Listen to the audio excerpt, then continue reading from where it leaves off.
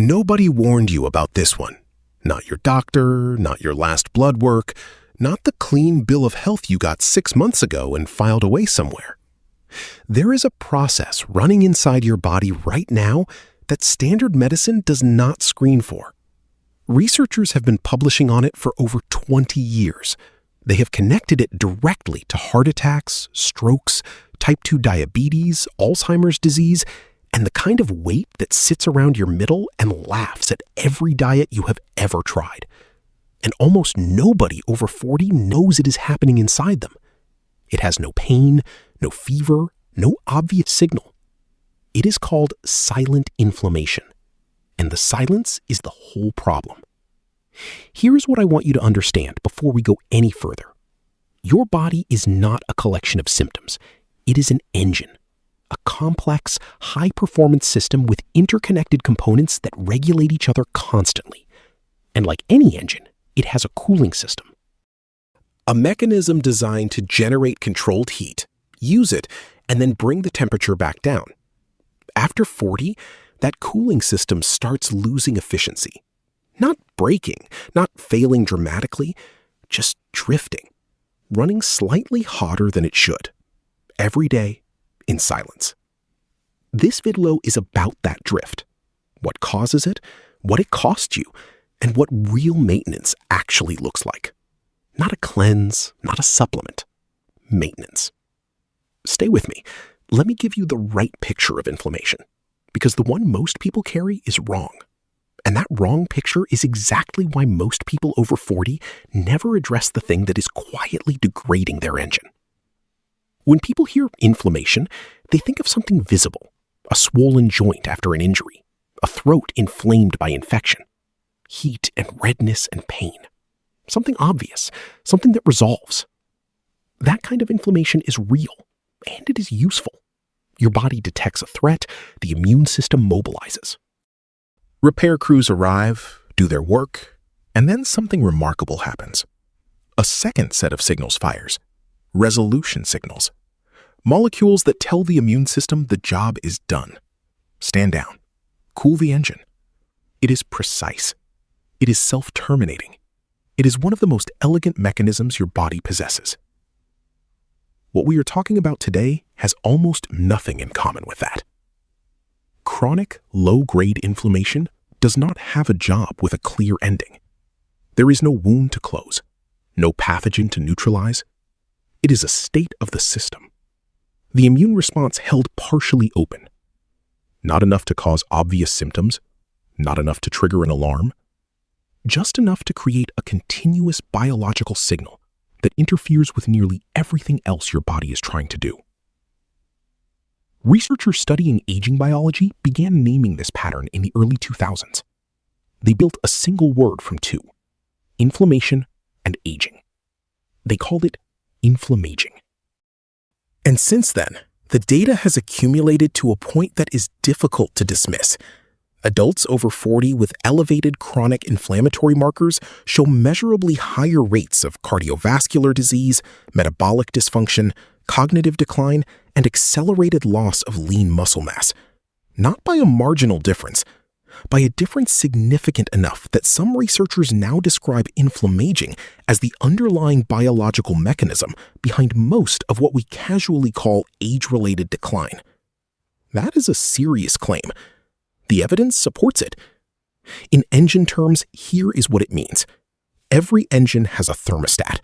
When the system runs too hot, the thermostat activates the cooling mechanism. Temperature stabilizes, components stay within operating range. The engine continues to perform.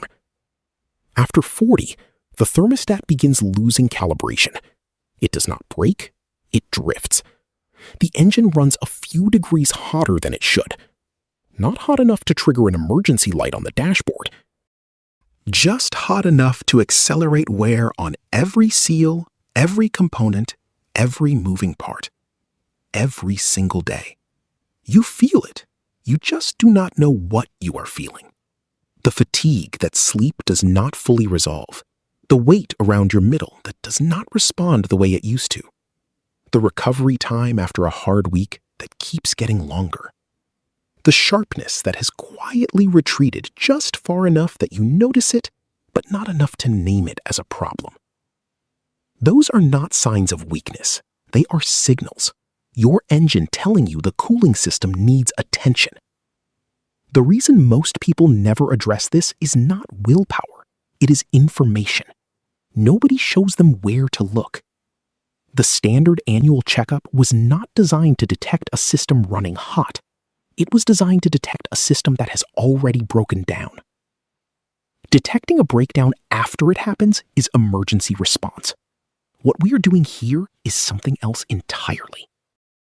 And to do it well, you need to understand why the cooling system starts losing efficiency in the first place, because the causes are specific, they are traceable, and at least one of them is almost certainly operating inside your body right now, without your awareness. That is where we go next. There is no single reason the cooling system degrades after 40. There are 4. And the reason this matters is not academic, it is practical. Because if you only address one of them, the other 3 keep the engine running hot. You feel partial improvement. You assume the approach is not working, and you go back to guessing. Understanding all 4 changes that entirely. The first mechanism is hormonal. Your hormones are the firmware of this engine. Not the fuel, not the hardware, the firmware. The layer of regulatory software that determines how every other component responds to every other input. Immune function, metabolic signaling, sleep architecture, repair cycles, and inflammatory regulation all run, in part, on hormonal instructions. In women, estrogen is one of the most powerful natural anti-inflammatory agents the body produces. It directly modulates cytokine production. It activates gene pathways that suppress inflammatory signaling. And for the decades before perimenopause, it is a primary reason the female body maintains a lower inflammatory baseline than most male bodies of comparable health status. When estrogen begins declining, often starting quietly in the early 40s, well before any obvious symptoms arrive, this regulatory influence destabilizes. The immune system becomes less precisely calibrated. The thermostat loses one of its primary inputs, and the baseline temperature begins to rise. Not because something is broken, because the firmware was updated, and the new version runs differently. In men, testosterone follows a slower, quieter decline. No clear signal, no defining moment, a gradual drift that most men attribute to stress or workload or simply the passage of time. But testosterone directly suppresses key pro-inflammatory pathways. It supports lean muscle tissue, which, as you will hear shortly, is itself a cooling component. As levels fall through the 40s and 50s, the inflammatory baseline rises alongside visceral fat accumulation and accelerating muscle loss. Different firmware update, same direction, same heat. The second mechanism is the gut barrier. Your gut lining is not just a surface that processes food. It is a regulatory interface between the outside world and your immune system. When it is intact, it filters with precision. Nutrients pass, bacterial fragments and inflammatory compounds do not. Over years of exposure to chronic stress, disrupted sleep, ultra-processed food, and certain medications, that lining becomes increasingly permeable. The filter loosens. Bacterial components that should never enter circulation begin crossing into the bloodstream. The immune system detects them as foreign material. It responds. And that response, happening thousands of times per day without any single dramatic trigger, generates a continuous low-level inflammatory signal that never quite resolves. Researchers have now linked intestinal permeability directly to elevated systemic inflammation in aging adults across multiple independent studies. It is not speculative, it is reproducible. And it is operating silently in a significant portion of adults over 40 who would describe themselves as reasonably healthy. The third mechanism is cellular senescence. As your cells age, some reach a point where they can no longer divide or function normally. These cells do not die cleanly. they stop working, and then they begin doing something that took researchers years to fully understand. They secrete inflammatory signaling molecules into surrounding tissue. Continuously, without purpose. Scientists call the pattern the senescence-associated secretory phenotype. In engine terms, it is a component that has failed but is still generating heat, still consuming resources, still interfering with the parts around it, without contributing anything useful to the system. After 40, your body accumulates these cells faster than it can clear them. The inflammatory noise compounds year after year, quietly, measurably, invisibly.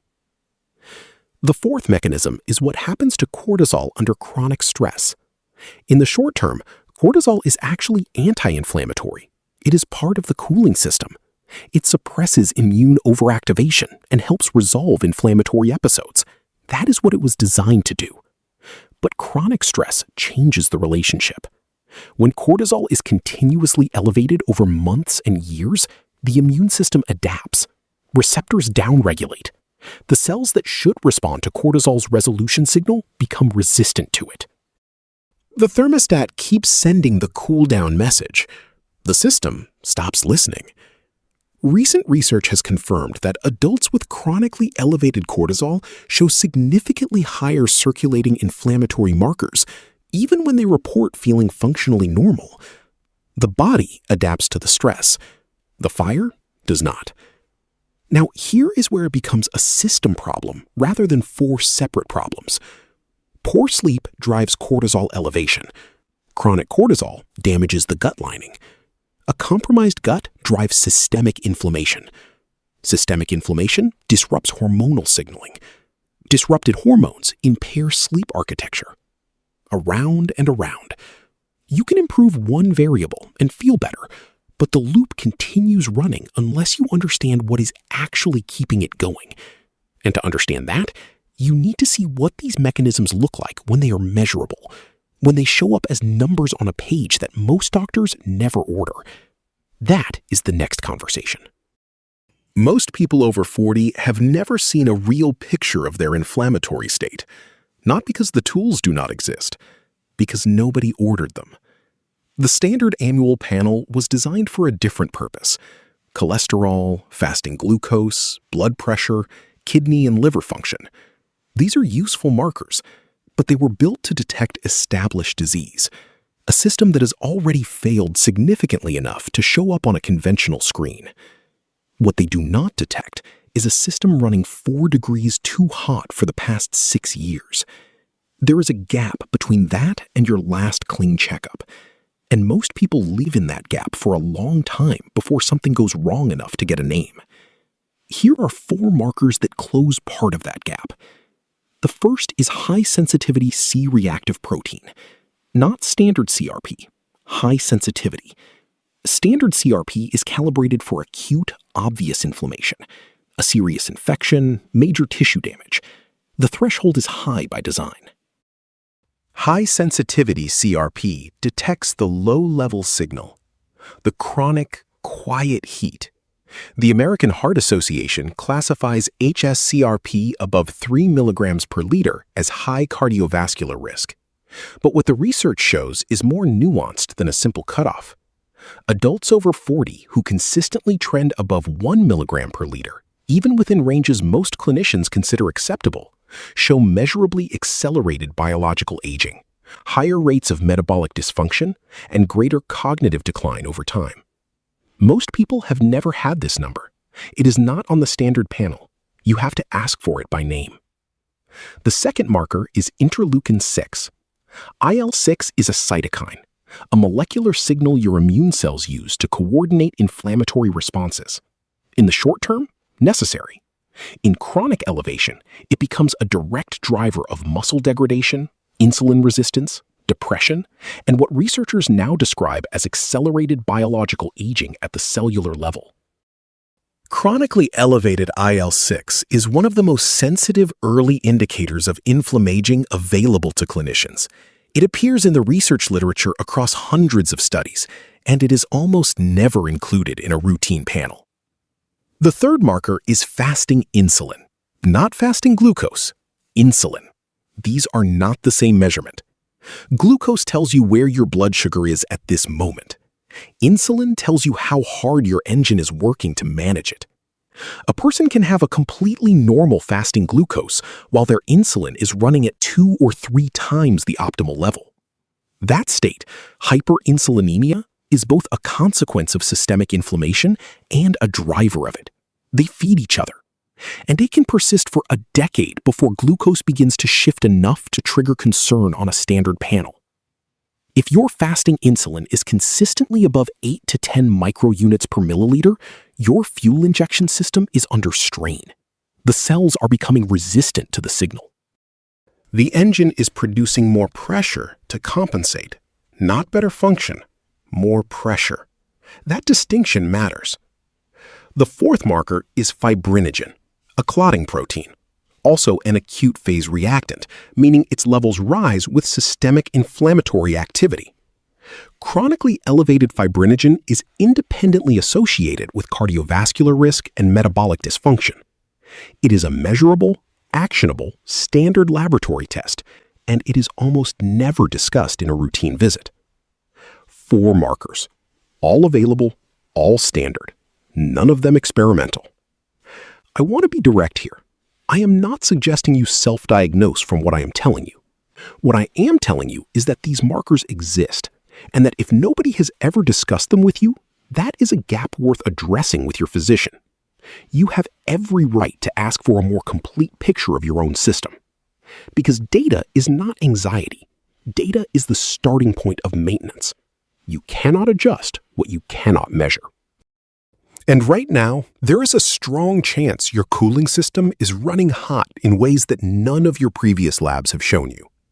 Once you know where your system actually sits, the question that follows is the one that matters most. What do you actually do about it? What moves these numbers in the right direction, and why? That is next. I want to reframe something before we go through this. The word maintenance tends to feel smaller than it is. People hear maintenance and they think of small adjustments, minor tweaks, things you do to keep a car running until it needs a real repair. That is not what I mean. Maintenance in engineering is the difference between a system that degrades on schedule and one that performs beyond its expected lifespan. It is not the backup plan. It is the plan.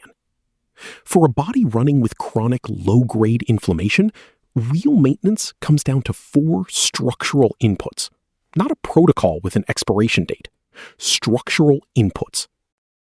Things you change at the level of how you operate, not for a season, but as a sustained mode.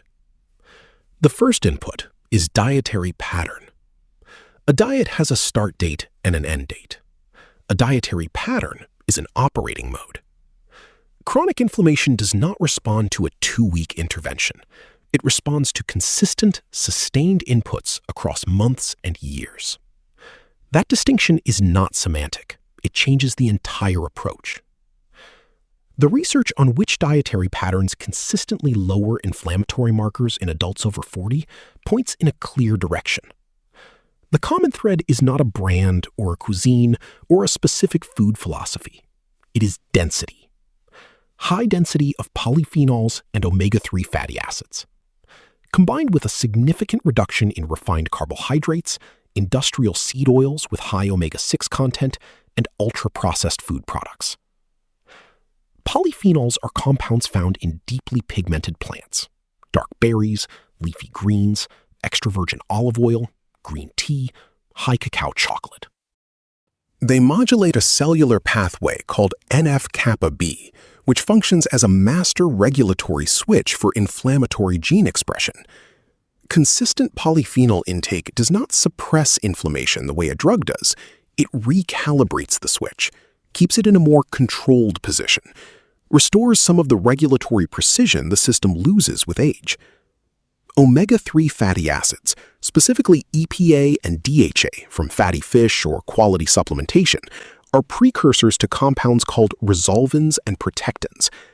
Most people think of omega-3s as anti-inflammatory. That is true, but incomplete. More precisely, they are pro-resolving. They activate the mechanism that tells the immune system the episode is over. Stand down. Begin repair. That is different from suppressing inflammation. That is restoring the off switch. Research tracking adults over 40 who maintain an omega-3 index above 8% shows measurably lower hsCRP and IL-6 compared to those in the low normal range. Not a marginal difference. A clinically meaningful one. The second input is sleep architecture, not duration alone, architecture. Deep sleep and REM are not just stages, they are functional phases with specific biological roles. During deep sleep, the glymphatic system activates and clears metabolic waste from the brain. During REM, stress hormone levels drop and cellular restoration runs at full capacity. Both phases are essential for inflammatory regulation. Both are where the engine runs its overnight maintenance cycle. A single night of disrupted deep sleep is enough to produce measurable elevations in IL-6 and tumor necrosis factor alpha in healthy adults. One night, not a chronic pattern, one bad night. Now consider what years of fragmented sleep architecture do to the cumulative inflammatory load. After 40, deep sleep decreases naturally. REM becomes shorter and more fragile, which means protecting what remains is not optional. Consistent sleep and wake times. No alcohol after early evening, because even small amounts fragment deep sleep architecture measurably. Light management in the 2 hours before bed. A sleeping environment that is cool enough for core body temperature to drop. The overnight repair cycle cannot run properly in a warm room. This is not a preference, it is physiology. The third input is resistance training. Muscle is not just structural hardware, it is endocrine tissue. When it contracts under load, it releases molecules called myokines into circulation. Several myokines, including IL-15 and irisin, have direct anti-inflammatory effects.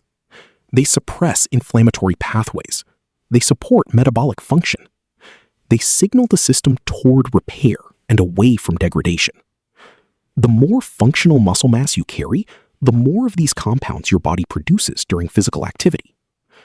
Sarcopenia, the progressive loss of muscle mass with age, and inflammaging are not two separate problems running in parallel. They are the same problem seen from different angles. Losing muscle after 40 is not just losing strength, it is losing a component of the cooling system itself. 2 to 4 sessions of resistance training per week at a load sufficient to drive genuine muscular adaptation is not a fitness goal, it is structural maintenance. The fourth input is cortisol regulation. You cannot cool an engine that is being continuously driven hot from the outside. No dietary pattern, no sleep optimization, no training protocol will fully compensate for a stress system in chronic overdrive. At some point, the source of the heat needs to be addressed directly. Controlled breath work, low-intensity daily movement in natural light, genuine recovery, not passive distraction. These are thermostat recalibration tools. They restore the sensitivity of the system that turns the fire down. Most people attempt all 4 of these simultaneously, exhaust themselves within weeks, and conclude that nothing works. Real maintenance is not about intensity, it is about consistency at a level that is sustainable across years, not across months. But here is what I want you to sit with before we go deeper. All 4 of these inputs are powerful, and all 4 of them operate within a larger regulatory environment that determines how effective any of them can be, your hormonal environment. And if that environment is actively working against you, the cooling system cannot reach full efficiency regardless of what else you do.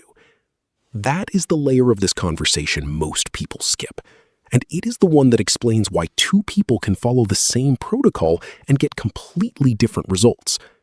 That is where we go next. 2 people, same age, same general approach to food, sleep, and movement. One improves steadily over 6 months.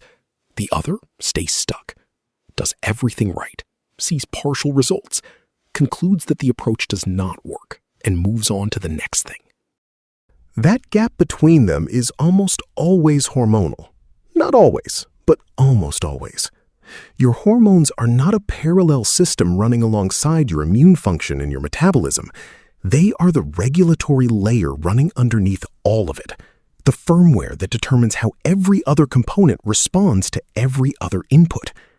When the firmware is functioning, the whole system operates within range. When the firmware drifts, inputs that should work often do not, and the system runs hotter than it should, regardless of effort. Let us start with estrogen.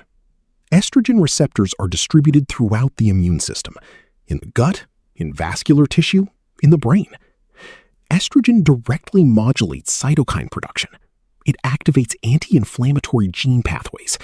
And for decades before perimenopause, it is one of the primary reasons the female body maintains a lower inflammatory baseline than most comparably healthy male bodies. When estrogen begins declining, often quietly and without dramatic symptoms in the early to mid-40s, this regulatory influence does not simply diminish in proportion, it destabilizes. The immune system becomes less precisely calibrated. Signals that estrogen used to buffer now pass through with less resistance. The baseline temperature begins rising. This is not a lifestyle failure. It is not a sign that something is broken. It is a firmware update that changes how the whole system operates.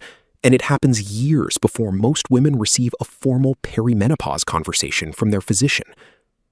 The research community has evolved significantly on this topic in recent years, not towards sweeping recommendations, but towards something more honest, recognizing that ignoring the hormonal layer entirely leaves a major regulatory variable unaddressed. Timing matters, form matters, individual history matters deeply, but the conversation deserves to happen early, not in retrospect.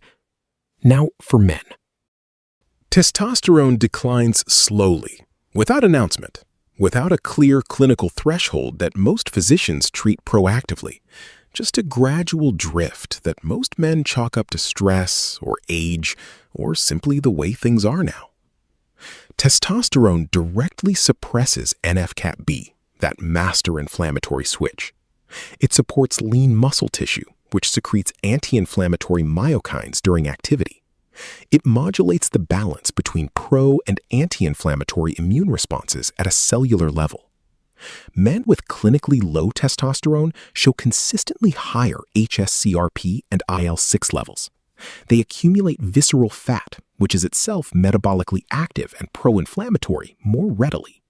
They lose muscle faster. They experience the same cognitive fog, metabolic resistance, and unexplained fatigue that women experience during hormonal transition. Different firmware, same direction, same fire. Then there is insulin. We covered fasting insulin as a diagnostic marker.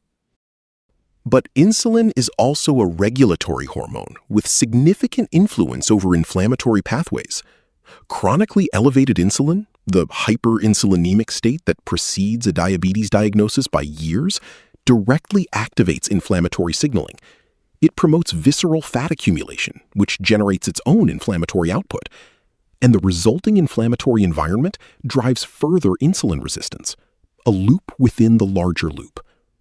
Cortisol connects all of it. Chronic cortisol elevation degrades the gut barrier. It suppresses downstream sex hormone production. It disrupts sleep architecture. It desensitizes the immune system to the anti-inflammatory signals cortisol itself is supposed to provide. Cortisol does not just add heat to the engine. It systematically dismantles the components of the cooling system from multiple directions at once. When you bring all of this together, the picture becomes clear. You are not managing a diet. You are not managing a supplement stack. You are managing a complex regulatory system where hormonal firmware, immune function, metabolic signaling, gut integrity, cellular aging, and daily inputs are all running simultaneously in relationship with each other, amplifying or dampening the fire depending on the state of the whole. The body after 40 is not the same engine it was at 30. Not worse, different. Operating under a different set of regulatory conditions that require a different kind of attention, a different level of precision, a different understanding of what maintenance actually means. That shift in understanding is what separates the people who age well from the ones who feel like they are fighting their own body for the rest of their lives. Not genetics, not willpower, understanding, and the clarity to act on it before the warning lights appear. I want to step back for a moment. If you have stayed through everything we covered today, you already know something about yourself. You are not looking for a shortcut. You came here because something in you already knows the standard approach is not enough, that there is a deeper system at work, that the fatigue and the weight and the fog have a logic underneath them that nobody has taken the time to explain to you clearly. You were right about that. The human engine was built for exactly this conversation, not for people who want a faster metabolism in 30 days, for people who understand or are beginning to understand that the body after 40 is a system, that systems require intelligent maintenance, and that the most powerful thing you can do is understand how your specific system actually works before it tells you something is wrong in a language you cannot ignore. Every video on this channel goes deeper into a specific component: the fuel system, the control center, the overnight repair cycle, the hardware, the hormonal firmware. We cover what the research actually says, separated from what the supplement industry wants you to buy and what a 28-year-old trainer wants you to do. If that is the conversation you want to keep having, subscribe to this channel. Stay close. This is where that work happens. There are structured frameworks and protocols being developed around this content for people who want to go further than a single video. No dramatic promises, no shortcut packaging. Applied system thinking for a body that deserves serious adult-level attention. And now, let us bring everything together. Because this video was never just about inflammation. It was about a larger question, the one most people over 40 carry quietly, without quite having the language for it. Why does my body feel like it is working against me? The answer begins here, with understanding that it is not working against you. It is operating under conditions it cannot manage without updated maintenance. That the fire burning inside you has sources, and sources can be addressed. Let us close this out. You came into this video feeling something you could not fully name. Maybe it was the weight that settled in and stopped responding, the energy that drops by mid-afternoon no matter what you did the night before, the sense that your body is running on a logic you no longer understand. You leave with something more useful than a diagnosis. You leave with a framework. Silent inflammation is not a mystery condition. It is a cooling system losing efficiency, a thermostat drifting out of calibration over years of hormonal shifts, accumulated cellular wear, a gut barrier that quietly degraded, and a stress system running without enough recovery to reset. It is a fire with traceable sources, and traceable sources can be addressed.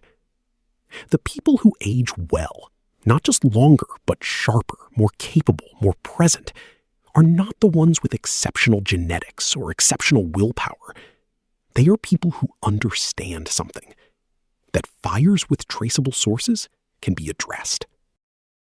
They are the ones who stopped asking why their body was failing them and started asking what their engine actually needed to run well.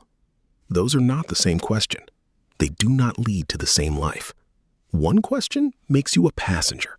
The other makes you the engineer. You were not given a broken engine. You were given an engine with a cooling system that needs different inputs after 40. The wear you have been feeling is not evidence of failure. It is evidence that the maintenance plan has not kept pace with the system's changing requirements. That is all it is. And that gap between what the system needs and what it has been receiving is closable. Slowly, deliberately, without dramatics. Now, do something with what you learned here. Share this video with 5 people you know who are over 40 and who are feeling these things but cannot name them. They are out there. You know who they are. Send it directly. Do not post it. Send it. Subscribe if you have not already. The next video goes deeper into a different component of this system. Leave a comment below. Tell me what landed for you today. The hormonal layer, the markers you have never been tested for, the loop between sleep and cortisol and the gut.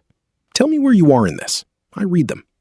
And if you want to suggest what we look at next, the control center, the fuel system, the overnight repair cycle, the structural components, tell me that too.